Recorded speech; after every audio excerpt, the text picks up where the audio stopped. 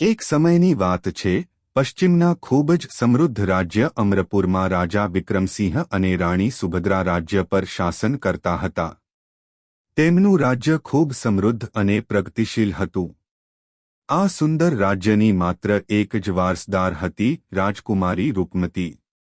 રૂપમતી તેના બાળપણથી જ રાજમહેલની ભવ્યતા અને શાનશૌકતના છાયા હેઠળ મોટી થઈ રહી હતી. પરંતુ બાળપણથી જ તે પ્રકૃતિની વધુ પ્રિય માનતી હતી. જ્યારે અન્ય રાજકુમારીઓએ મહેલની સવારી, નાચગાન અને શ્રેષ્ઠ ભોજનમાં આનંદ માણ્યો હતો, ત્યારે રૂપમતી નદીના કાંઠે, વૃક્ષોની હાઈમાં અને ખેતરોમાં સરળતાથી આનંદ લેતી. મહેલમાં તેને જે મોજ શોખની જરૂર હતી, તે પ્રકૃતિના ખોળે તેને મળી રહેતી. તે જંગલના ઉડતા પંખી, નદીના નિર્મળ પાણીમાં તરતી માછલીઓ અને પવનની ઠંડી હવામાં આનંદ માણતી. તેની માતા રાણી સુભદ્રા તેની આ વૃત્તિઓથી ક્યારેય પ્રસન્ન ન હતી. તે કહેતી કે તું તારી મર્યાદાઓને જાણીશ નહીં તો ક્યારેય સ્નેહ અને સન્માન પ્રાપ્ત કરી શકશે નહીં, તે કહીને એને દરબારના શિષ્ટાચાર શીખવવાની કોશિશ કરતી. તે રાજ્યમાં ગોપાલ એક સામાન્ય ગોવાળ હતો. તે એક નાના ગામમાં રહેતો હતો, જ્યાં લોકો ખૂબ જ મીઠા અને સરળ સ્વભાવના હતા. ગોપાલ માટે પ્રકૃતિ જ જીવનનો પરમ આકર્ષણ હતું. સવારે જાગીને ગાયોને ચરાવવી, ખેતરોમાં ચારેકોર ફરવું અને મીઠી ધૂન ગાવું તેનું રોજિંદું કામ હતું. જ્યારે અન્ય યુવાનો સમૃદ્ધિના અને ધનની પાછળ પડેલા હતા, ત્યારે ગોપાલ પોતાની ગાયોની સેવા અને જંગલના શાંત વાતાવરણમાં વધુ સંતોષ માનતો હતો. ગોપાલને તેની માતાએ ઉછેર્યો હતો, જે ખૂબ જ હસમુખી અને ધાર્મિક મહિલા હતી. તેમનો પરિવાર ગરીબ હતો, પરંતુ તેમનું જીવન પ્રેમ અને સહાનુભૂતિથી ભરેલું હતું. ગોપાલની માતા તેને શીખવતી કે સંપત્તિએ ક્યારેય માનવીને સમૃદ્ધ બનાવતી નથી. સાચી સંપત્તિ તે છે, જેમાં તમે મન અને હૃદયમાં ધરાવો છો. એક દિવસ રૂપમતી પોતાના ઘોડા પર સવાર થઈને બહાર ફરવા નીકળી. તે નદીકાંઠે પહોંચી. ત્યાં તેણે જોયું કે એક ગોવાળ યુવાન પોતાની ગાયો ચરાવતા હળવા મનથી ગીત ગાઈ રહ્યો છે. તે આ દ્રશ્ય જોઈને તે મંત્રમુગ્ધ થઈ ગઈ. ગોપાલનો સ્વાભાવિક આનંદ અને પ્રકૃતિ સાથેનું ગાઢ જોડાણ એને ખૂબ જ મનમોહક લાગ્યો. રૂપમતી ગોપાલની પાસે આવી અને બોલી, ગોવાળ તમે કોણ છો? ત્યારે ગોવાળે કીધું, હું આ ગામનો સામાન્ય ગોવાળ છું, મારું નામ ગોપાલ છે. પછી રૂપમતી અને ગોપાલ વચ્ચે થોડી વાતો થાય છે. આ પ્રથમ વાર ગોપાલ અને રૂપમતીએ એકબીજાને જોયા હતા. ગોપાલે આ યુવતીને સામાન્ય સ્ત્રી માની મીઠો હાસ્ય કર્યો અને બે ચાર વાતો કરી. તે જાણતો ન હતો કે તે રાજ્યની રાજકુમારી સાથે વાત કરી રહ્યો છે. પછી રૂપમતી ત્યાંથી પોતાના મહેલ તરફ નીકળી પડે છે. પછી રોજ સવારે રાજકુમારી રૂપમતી ઘોડા પર સવાર થઈ અને રાજ્ય બહાર ફરવા નીકળતી અને નદી કિનારે ગોપાલ પોતાની ગાયો સાથે ત્યાં ફરતો હોય. રૂપમતી અને ગોપાલ નદીના કિનારે રોજ વાતો કરતા. તેઓને એકબીજાને જાણવાનો વધુ સમય મળ્યો અને તેમના મિત્રતા વધવા લાગી. ગોપાલ જીવનના મહત્વના પાઠોથી ભરપૂર હતો, જ્યારે રૂપમતીએ રાજકુમારી હોવા છતાં પણ તેમાંથી ઘણું શીખવાનું શરૂ કર્યું. તે ગોપાલની સરળતા, તેની જીવનની સામાન્ય ખુશીઓની પ્રશંસા કરતી. અને બંને ત્યાં જંગલમાં સાથે ફરતા અને વાતો કરતા. ગોપાલ એ ગાયોની અને નદીની રમૂજી વાતો કરતો અને બંને જણ ખૂબ જ હસતા. આમ દિવસો વીતતા હતા. એક દિવસ ગોપાલને જાણ થઈ કે રૂપમતી કોઈ સામાન્ય યુવતી નહીં, પરંતુ તે અમરપુરની રાજકુમારી છે. આ સત્ય જાણવા છતાં ગોપાલના હૃદયમાં રૂપમતીના પ્રત્યેનો પ્રેમ બદલાયો નહીં. તેમની મિત્રતા એક બળવાન બાંધહોડમાં પરિવર્તિત થઈ. એક દિવસ રૂપમતી એ ગોપાલને અમરપુરથી થોડું દૂર આવેલા ઘન જંગલની મુલાકાત કરવા માટે પ્રસ્તાવ આપ્યો. આ જંગલ ઘણા જંતુઓ અને વૃક્ષોથી ભરેલું હતું. અહીં પ્રકૃતિના બધા ચમત્કાર સ્પષ્ટ રીતે દેખાતા હતા.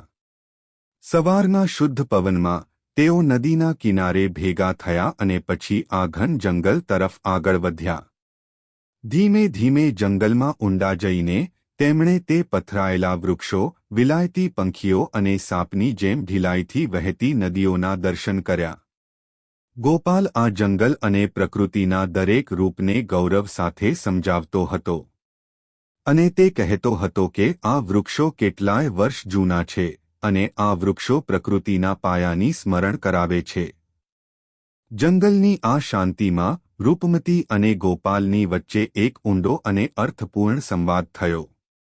આ સંવાદે તેમના અંતર્મનને સ્પર્શી નાખ્યા. રૂપમતીએ ગોપાલને પૂછ્યું, તને આ સાદું અને ગરીબ જીવન ક્યારે ભારરૂપ લાગ્યું છે? ગોપાલે હળવી હાસ્ય સાથે જવાબ આપ્યો, મારે જીવનના તમામ સુખ અને પ્રસન્નતા પ્રકૃતિના પ્રેમમાં મળી જાય છે. સુખની સાચી પરિભાષા સંપત્તિમાં નથી, પરંતુ શાંતિમાં છે. જ્યારે તેઓ જંગલમાં નદીના કિનારે બેઠા હતા ત્યારે અચાનક આકાશે ગાઢ વાદળો ઘેરાયા. બરફ જેવી ઠંડી પવન ચાલી અને વરસાદના સોળે કણો ધરતી પર વરસવા લાગ્યા. પરિસ્થિતિ તરત જ રોમાંચક બની. પ્રકૃતિનો આ ઝૂમતો વરસાદ જાણે કે કોઈ તહેવારની જેમ ઉજવાઈ રહ્યો હતો. ગોપાલ અને રૂપમતી એ વરસાદનો આનંદ માણતા નદીના તટ પર ખુશીની નાચવા લાગ્યા. જંગલનો દરેક જીવમ જાણે આ મોસમના જાદુમાં સાથે સામેલ થઈ ગયો હતો. ગોપાલની ગાયો અને વાછરડા પણ ખુશીમાં ઓહળવા લાગ્યા અને પક્ષીઓએ ખૂણામાંથી ચહકવાની શરૂઆત કરી. આ દ્રશ્યને જોઈને રૂપમતી અને ગોપાલ જાણે કોઈ જાદુઈ દુનિયામાં ફસાયા હોય તેવો અનુભવ કર્યો.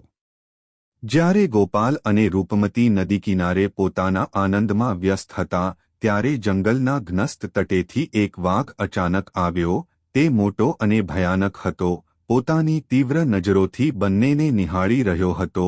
રૂપમતીના મનમાં ડરનો સ્પર્શ થયો, પણ ગોપાલે શાંતિ અને બહાદુરીથી આ પરિસ્થિતિનો સામનો કર્યો. ગોપાલે પોતાની લાકડી ઉચકી અને વાઘ સામે ગયો, જાણે કે એ વાઘને જાણતો હોય. ગોપાલે પોતાના મૈત્રીભર્યા સ્વભાવથી વાઘને સમજાવ્યું કે તેનો કોઈ ખતરો નથી. થોડા સમય બાદ વાઘ શાંતિથી ચાલતા ચાલતા જંગલમાં વિલીન થઈ ગયો.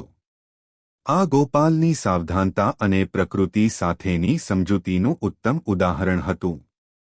પછી ત્યાંથી થોડી જ આગળ જઈને તેઓ એક વિશાળ, પ્રાચીન વૃક્ષની સામે પહોંચ્યા. આ વૃક્ષને લોકો અમ્રવૃક્ષ કહેતા. ગોપાલ તેને બતાવતો કે આ વૃક્ષ એક શાંતિ અને પરમ તત્વ છે. આ જાગતી પ્રકૃતિનો આત્મા છે. આમ વાતો કરતા કરતા સાંજ પડી ગઈ હતી. પછી બંને જણ પાછા ફર્યા. રાજકુમારી મહેલમાં ગઈ અને ગોપાલ ગાયો સાથે ઘરે ગયો. જ્યારે આ વાત રાજમહેલ સુધી પહોંચી ત્યારે રાજા વિક્રમસિંહ ખૂબ ચિંતિત થયા. એમની દીકરી માટે તેમણે એક મહાન સમૃદ્ધ રાજકુમાર શોધ્યો હતો, જે રાજ્યના વિકાસ અને રૂપમતીના ભવિષ્ય માટે યોગ્ય હતો. રાજમંત્રીઓએ પણ રાજાને સમજાવ્યું કે આ સમાજમાં અલગ વર્ગોના લગ્નને માન્યતા નથી. રાજાએ ગોપાલને મહેલમાં બોલાવવાનો નિર્ણય કર્યો. ગોપાલને ખબર હતી કે તે એક રાજકુમારી માટે યોગ્ય નથી, પરંતુ તે અહીંથી ભાગી શકે તેમ પણ ન હતો. ગોપાલ રાજમહેલમાં પહોંચ્યો અને ભય વગર નમ્રતાથી રાજા સામે ઊભો રહ્યો. રાજા વિક્રમસિંહે ઘણી અગત્યની વાતો અને અવનવા પ્રશ્નો પૂછ્યા. પરંતુ ગોપાલનો માનવતાના પ્રત્યે પ્રેમ, તેની બુદ્ધિ અને ધીરજ રાજાને મંત્રમુગ્ધ કરી ગયા. રાજાએ તેને સમગ્ર રાજ્ય માટે શ્રેષ્ઠ માનવતા અને પ્રમાણિકતાના મૂલ્યો બતાવનારા યુવક તરીકે ઓળખી લીધો. રાજા વિક્રમસિંહે આખરે રાજમંત્રીઓ અને રાણીની સાથે ચર્ચા કરી અને રાજકુમારી રૂપમતી અને ગોપાલના લગ્નને મંજૂરી આપી. આ નિર્ણય માત્ર પ્રેમના આધારે નહીં, પરંતુ માનવતાના મહાન મૂલ્યો પર આધારિત હતો. લગ્નના દિવસે સમગ્ર રાજ્યની પ્રજાએ આનંદ અને ઉત્સાહથી ભાગ લીધો. રાજમહેલ અને રાજ્યની ગલીઓ ફૂલોથી સજાવી. લગ્ન પછી રૂપમતી અને ગોપાલે રાજ્યના પ્રકૃતિ સંરક્ષણ અને સામાજિક ન્યાય માટે અનેક પ્રયત્નો કર્યા. ગોપાલના પ્રયત્નોથી રાજ્યના ખેડૂતોને લાભયુક્ત નવું જીવન મળ્યું અને લોકો પોતાનું જીવન વધુ પ્રકૃતિમય અને શાંતિમય રીતે જીવવા માટે પ્રેરિત થયા.